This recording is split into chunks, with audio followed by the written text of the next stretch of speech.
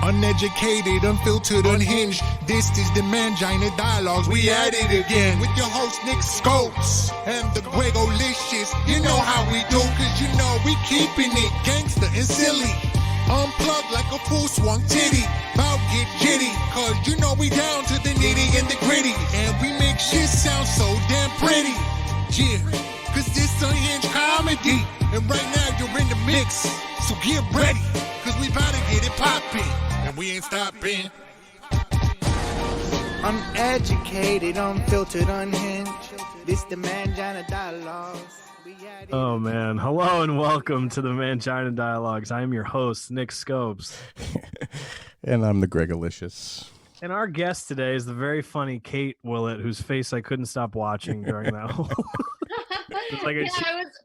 Well, you told me coming up, you're like, we're gonna play the theme song, and you had a sparkle in your eye when you said the theme song. I knew that it was gonna be maybe a comedic, you know. But I was in the vagina monologues like 4 times in college or something, so it's only fitting that I join you here on the Mangina Dialogues. So was that music that accompanied the very classic play and book better than ours? I don't know if the Vagina Monologues has any music. I don't think so. Yeah. So then the answer is no, it's not better than ours. We win. Exactly. Anyway, so how are you doing? I'm okay. I mean, like everyone, I am like, I wish it wasn't the Corona times, Yeah. Yeah, same here. Wish we could have some form of a better social life these last month or so. Yeah, I know. It's really like, I don't know. I mean, I'm kind of like settling into like a weird rhythm with like just kind of not like I think I had like the reverse progression where like I was really sad the first few weeks, and now I've actually started to accept it. I'm like, do I need people? I don't know. And Yeah. that's almost like worse, I it's funny because like everyone had the same, I think, opinion, like, holy crap, I'm going to be locked up for who knows how long. What am I going to do? Where am I going to go? And now I think realistically, it's been like a month. So it's not like it's 6 months.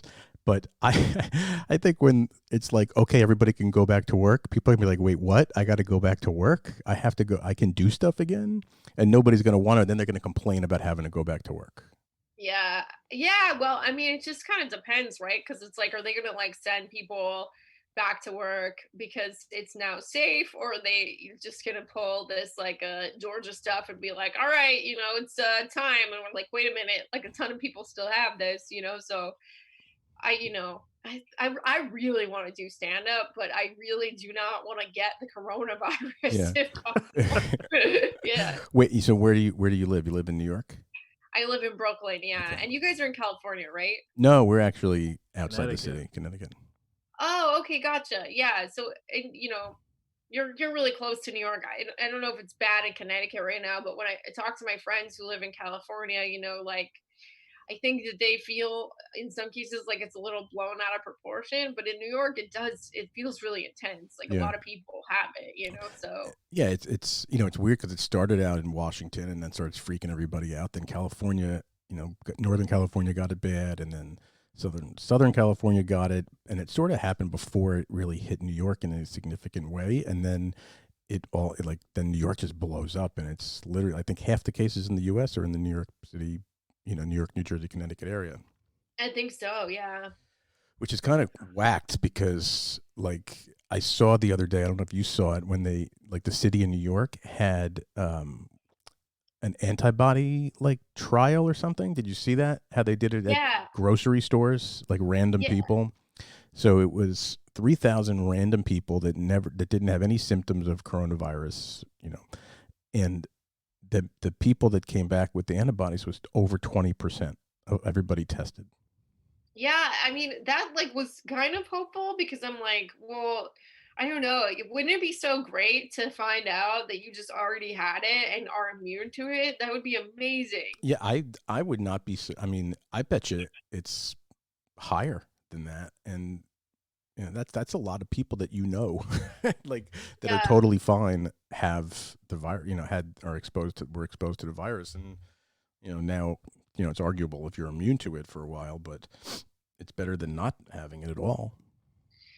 Yeah, I mean, it would be so great to just be immune to this for some reason without having to go through the whole thing. I mean, because it's like I have a friend, not really a friend, more like an acquaintance, but he was just in the hospital, and he was like 30 years old. He said he had it, and he felt like he almost died. He's fine now, but just like I would really prefer to not have to go to the hospital. So For mine's anything. terrible. I don't even want to get a cut. Yeah. Yeah, it's pretty wild. Like yesterday, or over the weekend at some point, it came out that it's possible that Pepsid, like for heartburn, is a treatment. Oh, really? Yeah. Wow. I mean, Really? I'm not making it up. It's like, so I don't know how they figured that out, but they've been doing trials now on it's not, you can't just go take one Pepsid and all of a sudden cure yourself. It's like a super high dose of intravenous version of Pepsid, and that's a trial to see if that actually is a therapy. And then I literally right before we signed on, I had the news on, and they said that it's also possible that nicotine has a preventative to people not getting the coronavirus. Like, no, that's crazy. Yeah, I mean, yeah, because I've been hitting that jewel and feeling really bad about myself. Why am I jeweling in the middle of a weird respiratory disease? But perhaps I have prevented myself from getting the coronavirus. I mean, how comedic would it be if smoking is what keeps people from getting a lung disease? I mean, that would be like a UCB sketch or something. Nick's a personal trainer, and he's like, that's making his mind explode right now. Yeah.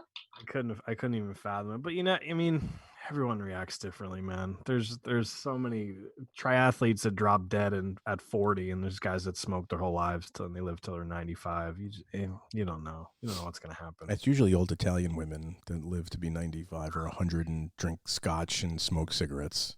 Yeah, that was my grandma. My grandma was an old Italian woman, not particularly healthy either, smoked for a lot of years, and she lived till 104. Yeah. Yeah, man. My grandmother was Italian as well. She ate garbage. Like, we would find just bags of candy around the house. There was always like a table talk pie ready to go at her house, like on the kitchen table. In the red white box. 94. Is that the one in the red white box? Yeah. In case company came over, she lived till she was 94, like healthy as can be, no dementia, nothing. So who knows? Who knows what's gonna happen? Anyway, let's talk about something better than that. Yeah, what have you been doing to stay busy now? Obviously, there's no shows, no stage time. So what have you been doing? Well, I have been watching TV, which I know is not an original pastime, but I was never a really big TV person or movies or anything. Like, I just was like, I didn't really grow up with a lot of it, and just for the past years of comedy, I've just been out every night, so I never really got into it. But yeah, I've been watching television. My boyfriend showed me an episode of The Simpsons the other day. It was the first time I had seen it. It only took you 31 years. One episode when I was a kid, like a Halloween episode. But we've been watching a bunch of different things on Netflix. This show called Unorthodox, this miniseries, which was really good, and we watched a little bit of Ozark. That was really good. So I guess just kind of cooking and watching TV, which feels weird because I feel like I'm like slowly getting into that suburban lifestyle, and I'm like, yeah, I understand why people do this. Yeah, right. Are you guys music people? Like, are you into like music and stuff? I mean, obviously. I am. Yeah. You should check out the show High Fidelity. Have you heard on Hulu? Oh, nice. I haven't seen the show. I loved the movie. Yeah, then you'll love the TV show. I didn't even know it existed until I totally just stumbled upon it, and I loved the original movie too. And it's very much the same concept, but just current day in Brooklyn. Like, oh, nice. And I would love to watch that. Yeah, it's really great, and it's Zoe Kravitz actually. And if you remember, Lisa Bonet was in the original, so now her daughter is basically playing John Cusack. It's cool. really, really cool. Like, music is great. Like, the acting is phenomenal. The whole concept it's the same. It's really, really cool. Oh, that's awesome. They're not a paying sponsor or anything. That made it sound like they were, and you're secretly sponsored by High Fidelity. Well, Hulu, we'll take their money. It's fine. Yeah. So do you watch? go ahead. One thing I wanted to ask was, do you as a stand-up, and I'm a stand-up as well, what do you watch a lot of comedy on Netflix at all, or no? Do you consume a lot? I go through periods where I do. Right now I haven't really been watching anything because I'm like really jonesing to do stand up, honestly. And so Yeah. I just like, I don't know, it just sounds like it sounds really antsy to like sit there and like watch comedy when I like have no idea if I'm gonna be able to do stand up again, or probably I will someday, but TBD if it's like now, a year from now.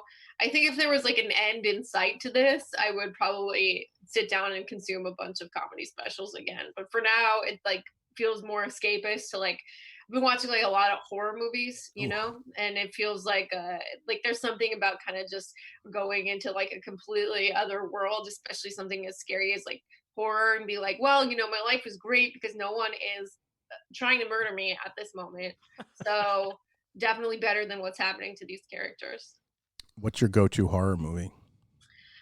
I really liked Midsummer. That was like the funnest horror movie I've seen recently. Yeah. Yeah, I don't know. I'm not actually a horror fan. It scares me too much. It's pretty scary. Yeah. I was actually last summer, whenever they were making the sequel to It, I was actually in Toronto, and I went to a shoot day on that film, and I am just not meant to watch horror films. Like, I couldn't even do it on the soundstage while they're filming 12 seconds at a time, right? So I'm like, none of that stuff. Nick, are you a horror film guy? I don't think so. I was forced. I was forced by friends to go see It, the first one, and I was like this in the theater. I'm not that guy. Never have been. I can't. I haven't seen it.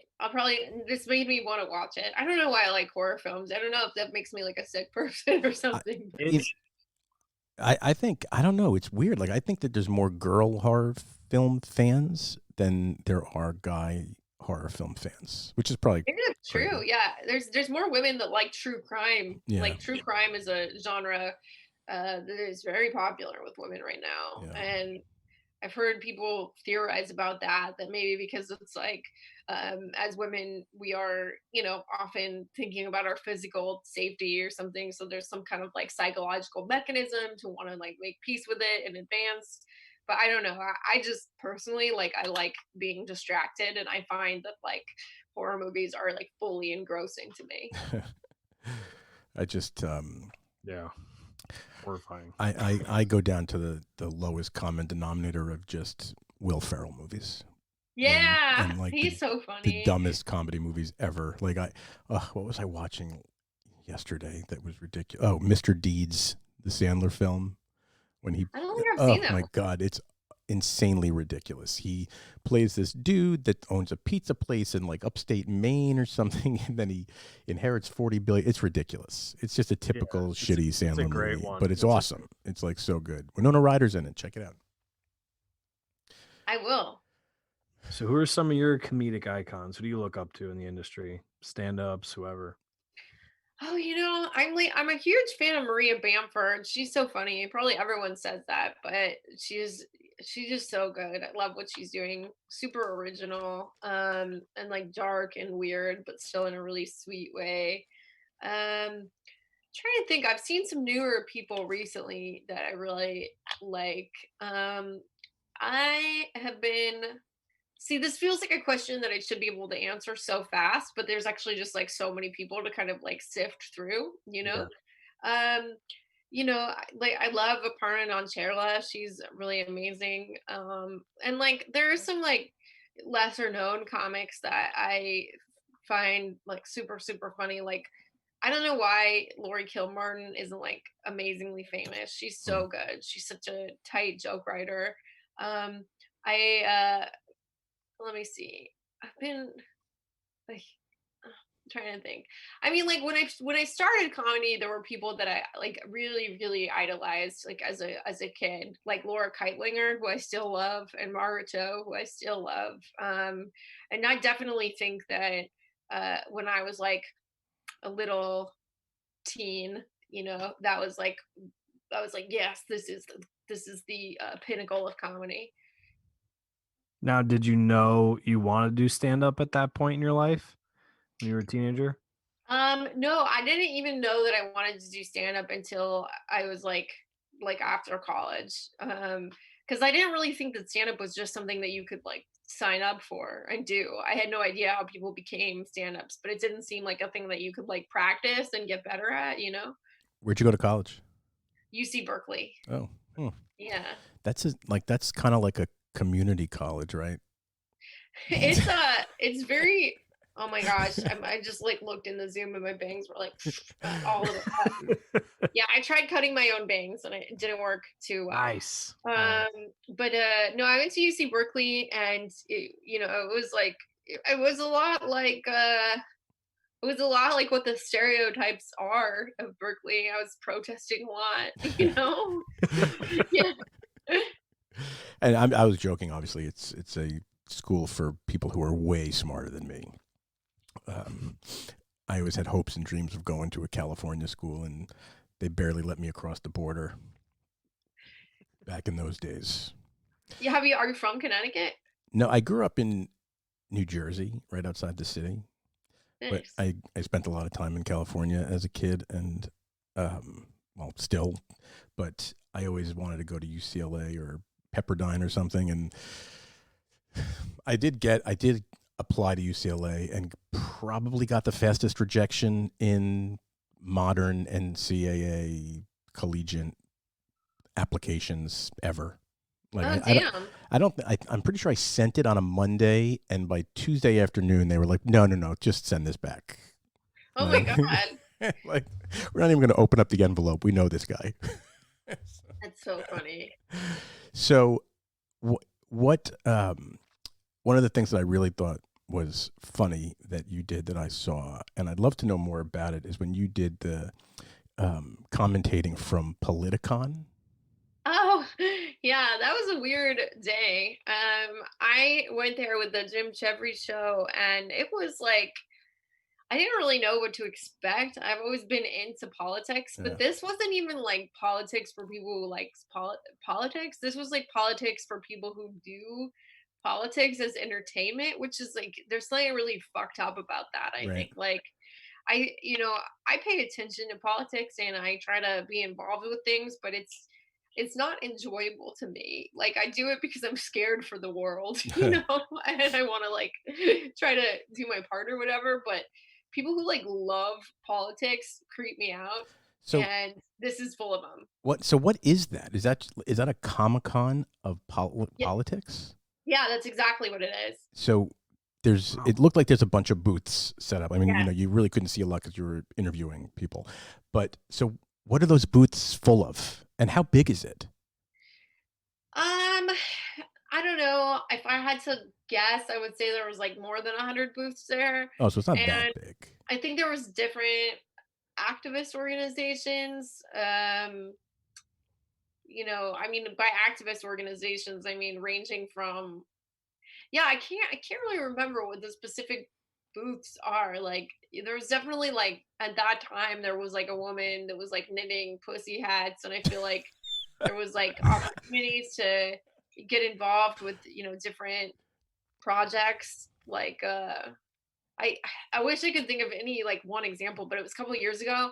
But it was like people signing books. Like Ann Coulter was there signing her books. Did you meet her, or did you see her talk? Meet her? Like what is that like? I didn't get to meet her. I did meet Roger Stone. Yeah, I saw that. Like, is that the creepiest thing ever? Yeah. But Ann Coulter looks exactly like she looks on TV, and I didn't get to talk to her, but she, it's weird because it's like she's been around so long now. Like my Republican family members in the 90s, I remember, were really into her, and now she's like, I don't know, she's got to be like 60 or something, maybe not that old, but she's been doing this weird kind of like, evil Trumpy thing since like long before Trump. Yeah, certainly evil. She's right in that zone of like coronavirus danger. So, I mean, Yeah. but was that like weird talking to Roger Stone, like up in his face? Like that just seems, he's one of the strangest looking people. It's just a weird look. Yeah, it was, I guess it was pretty weird. I mean, I remember asking him if, he like, he had any doubts about Trump, or, and he was fully like, no, Trump's the best. Just, yeah, he just seemed like a really, I know he's like a shady guy, but he also seemed like a true believer in this like Trumpy style of politics. Really, yeah. I mean, he totally does. Yeah. Yeah, they have the same skin tone, so Yeah. Yeah, and he was definitely dressed like, he dresses like very like flashy. I think he was wearing like an all white suit or something like that. I don't know. It's like Jesus. I'm skeptical anyway of people who are like permanently in a costume, Yeah. but it's forgivable if their intentions are good. Like let's say it's, some Burning Man person constantly in like, glow sticks or whatever, but yeah, I don't know. If you're like in politics and you're like constantly dressing yourself in a costume, that is so, it's annoying. Did right before he got arrested, or around the time he got arrested, all the stuff started coming out about him. Did you hear or know that him and his wife are swingers? Yeah, I think I did see that. It was in the documentary about him. And Yeah. they do like, it is weird when you see like someone Republican who has that kind of like weird, sex thing going, because it's like the Republican Party in general is so, or at least it was kind of so, traditional family, like as in like, man and woman, no extramarital sex, no sex that's not for procreation, no homosexuality, but then it's like, I think more and more there's like conservative weirdos too. The Bay Area is full of them, like Elon Musk, Jeff Bezos, like those guys, they're all doing like weird Bay Area sex shit, and it's like so gross. It's like, can we just have that for our side, honestly? Once you've made all that money, other shit like simple things, just having regular sex must be boring. You're like, what else can I do? They're just chasing thrills. You know what I mean? Yeah, Like, I what do you read do? yeah, absolutely. I was reading a lot about Elon Musk this week because we did an episode of my podcast on him. And do you guys know what Elon Musk's motivate, or not Elon Musk? I'm sorry, Jeff Bezos. Do you know what his motivation is? Like this underlying, like his underlying desire. No. Take over the He, world? not even. It's beyond that. He wants to take over space, Hmm. and move humanity to space. Uh, he wants to create like a libertarian interplanetary paradise, and it's really strange. He's has this company called Blue Origin that's like already selling tickets to do like recreational space travel, but his thing is that he thinks that the earth is going to run out of resources, and that we need to find ways of like moving to space, and that he'll be the guy that like runs all that, so Of course he will. He'll be that guy yeah, when everybody moves to Mars. yeah, There'll be like exactly. 3 people. Dude, what times are we living in? This is so weird. Like, Yeah, I mean, it's so much easier to like scale back the carbon a bit here than like move everyone to space. You know what I mean? In terms of like attainable goals, like definitely a Green New Deal seems more attainable than moving humanity to space. I don't even know where to start with that. I don't know if I want to go. Like, I'm fine here in Connecticut. I would even move to Jersey again before space. Yeah. I mean, kicking and screaming. Sure? Sure about that? If probably, I don't know. I'll have to think about it a little more. So let's talk about your podcast. Like, how long you've been doing it? How did you get, like, why'd you start that podcast as opposed to just a straight comedy podcast? Is it because there's been a million of them out there? Like, let's talk about that for a sec. Yeah, so Reply Guys is like a year old, and not quite. It'll be a year in July, and me and my friend Julia started it because we felt that there weren't that many for like the type of politics we have. There were like comedy podcasts about like left politics, but there weren't really any that were like kind of also feminist. Like it felt like the people that were making those podcasts in that genre of like kind of political comedy that's like, you know, kind of left or socialist or whatever, like a lot of it felt a little bit broy to us. Not that we don't like it, but it just like wasn't Yeah. for us, you know. Yeah. So we were like, well, let's make something that we would want to listen to, you know. So it's been a good time. I mean, I like to learn things, and you know, today we got to interview this guy who's running for Senate in Kentucky. His name's Charles Booker, and he seems really smart and like he really cares about people in his state, you know, and it's like it's interesting to talk to people from all over, journalists and a lot of people running for office. So I don't know. I'm glad we're doing it. I think it's gotten better over time too. Are you interviewing people from both sides? No, we interview like socialists. Oh, Yeah. wow. But the both sides thing is like we're not dealing with either side really, you know. Yeah. That's pretty good. I'd recommend people to you, but they won't fit. Actually, we're interviewing. I can't remember her name. She's the woman that started MoveOn.org. Oh, I'm not sure. Yeah, it's a little departure from what we normally do, but we'll see. It seems interesting. Anyway, so let's talk about Colbert. That was Okay. like, it seems like that was right before this all ended. Yeah, I know. It's like it was like, I guess in a theoretical world it would be like, you know, they would help me like tour or whatever, but all touring is canceled for a little while. I know, that's what I was going to ask. So like that was in January, the end of January, middle of January. Yeah. So I mean, under normal circumstances, that would seem like, okay, great, on Colbert late night, great show, obviously. You did awesome. And now that seems to be like, okay, now the world is my oyster, if you will, like to go out and get more tour dates and play places you didn't have the opportunity to play before. And then the coronavirus. Yeah. So like, how are you going to do to like capitalize on that when it's all over? Like, how are you going to do it? I mean, right now I'm like turning my attention to like different like writing projects that I have. Like I'm trying to finish up a book and I'm actually really close, and that's going to be an audiobook that comes out on Audible. So I've been focusing a lot of energy on that, you know, and also just different kind of creative projects of my own. But, you know, I think I've just been kind of like turning to different sort of writing stuff for a minute here, you know, and touring. It's just, I have no idea what's going to happen, you know, like it's like I could see comedy shows happening in July. I could see comedy shows not really happening again until there's some kind of mass distributed vaccination. I have no idea.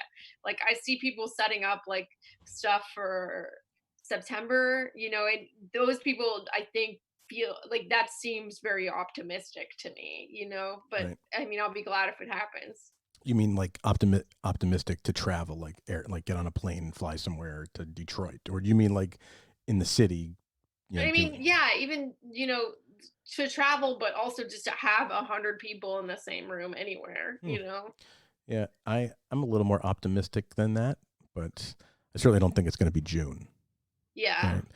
I think I think by the end of summer, you know, we'll start to see, you know, people more willing to get into rooms, as long as there's not another second wave of this sooner than people anticipate.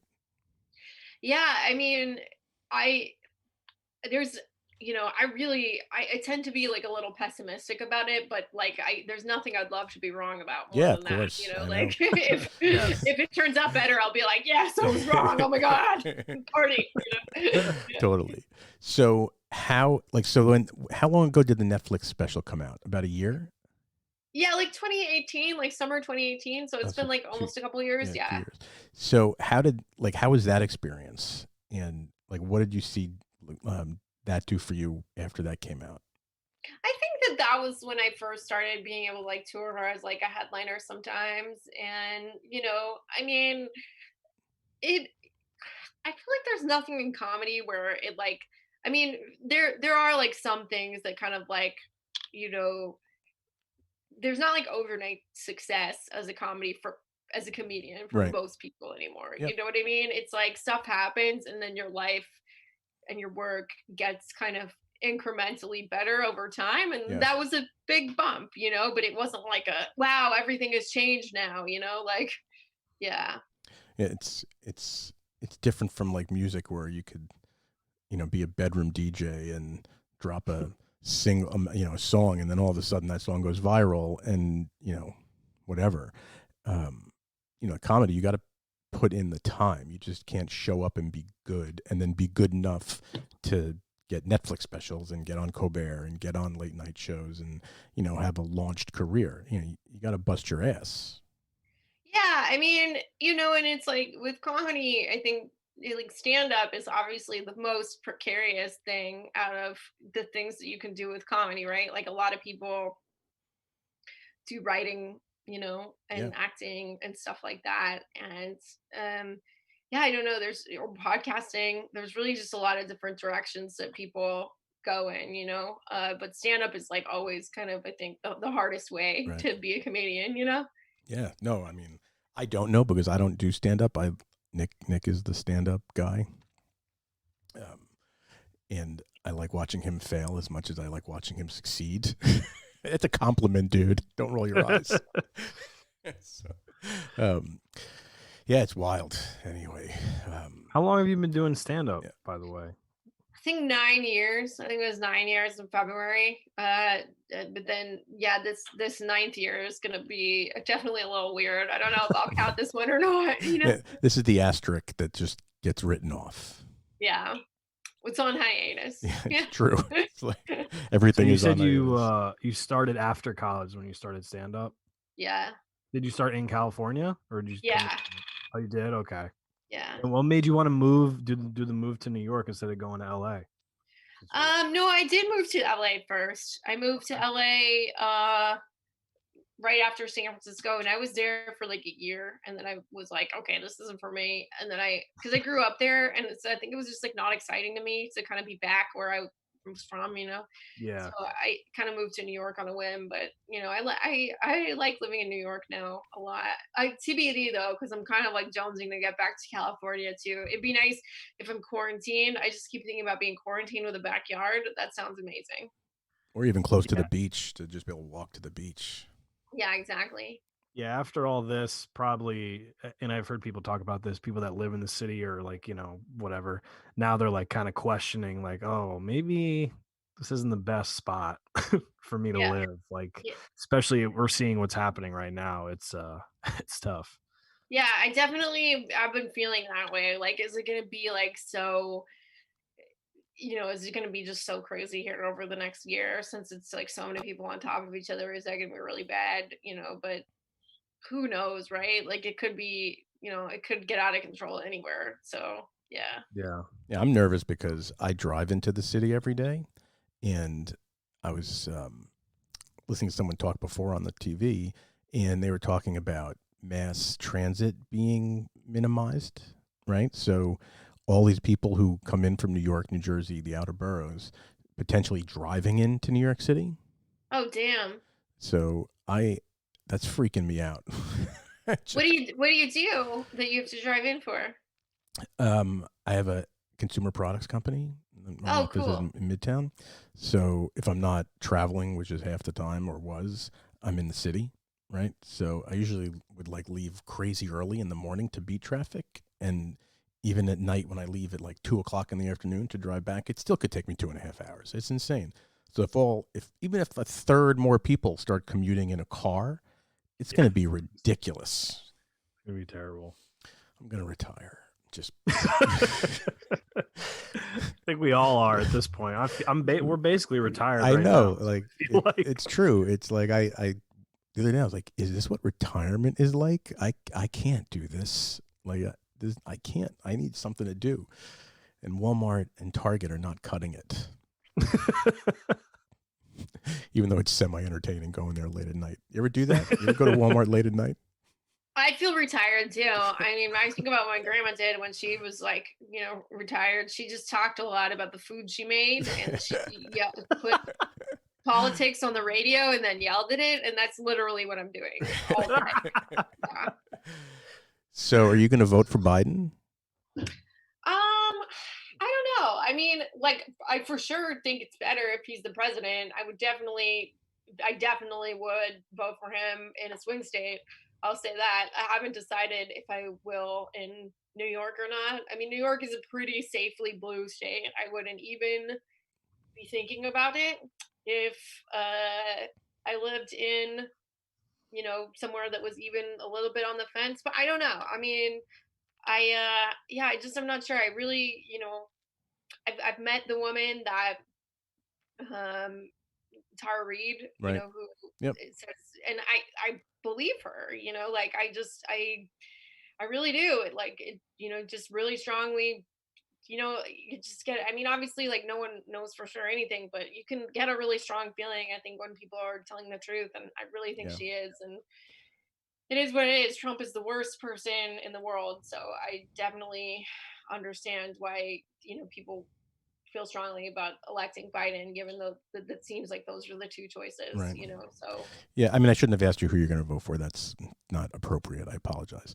But I was just curious because you obviously, you have the socialist podcasts, and obviously that's not. Yeah, no, I understand. I mean, I think it's a reasonable question, actually. Like, I talk about it all the time, but yeah, I don't know. I mean, I definitely, if you ask me if I think that Biden is a better choice for this time than Trump, the answer to that is absolutely. Whether or not I feel good about him. I mean, Trump is obviously, he's a disaster. He's just a disaster. Yeah, he is. I think that's a safe word. Yeah. Disaster.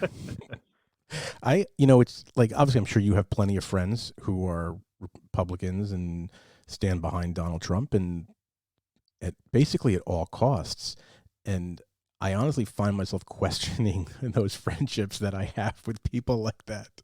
Yeah, and I have them, and I all the time I'm like, I don't understand like how it's even possible. Like I get how you can believe in certain policies of the Republican Party. I did at one point. But to stand behind someone that is such a disgrace to humanity is rather shocking. Yeah, I agree. Yeah. Yeah, I mean, I think it's like, I don't know. I definitely did. I did a lot of, so I canvassed. I went to a few different states to canvass for Bernie Sanders. And I did talk to a lot of people that like voted for Donald Trump and were thinking about, changing their vote to Bernie next time. And I think a lot of people, like even who voted for Trump the first time, that at least that I spoke with, like they knew that he was an idiot and a bad person. They just were like, yeah, we had like two choices and I didn't really like either of them. You know what I mean? But like, I think there's probably a lot of people that voted for Trump that are just like Republicans. Yep. Like they're just been Republicans forever. They always vote for the Republican. And I think that there's, other people who kind of like voted for him but aren't that invested. I think that the people that are like really, really hardcore about him is definitely a segment, but that's not all of his support. So my hope is that some people are, even if they don't go vote for Biden, that they don't show up to go vote for Trump a second term. Yeah. Well, we'll see. It's going to be close call. Yeah. Going to be something. Well, let's not end on that note. Let's end on something else. So where can people go to find all things funny about you and where your stuff is? Obviously, your website. I mean, you can check out my Colbert clip that's on YouTube, or the Comedy Lineup on Netflix. Or, my podcast is called Reply Guys. I'm on Twitter at Kate Willett with 2 T's. So yeah, any of those places. All right. Awesome. So we definitely want to thank you for your time. Thank you. Yeah, it was great to talk to you guys. Yeah, this was fun. Real. Thank you. Little different spin on the typical stuff that we get caught up in. But it was fun. It was really cool, and definitely wish you the best. Stay safe. Hope you get out of the looks like a seafoam bunker. Yeah, this is my room. I painted it myself, and I love my seafoam bunker. I like the color. It's a fun color to have to be in a quarantine in. Yeah, it's it's cheerful, right? Yeah, totally cheerful. Yep. All right, awesome. Thank you very much, and we will talk to you again soon. See you later. Bye. Bye.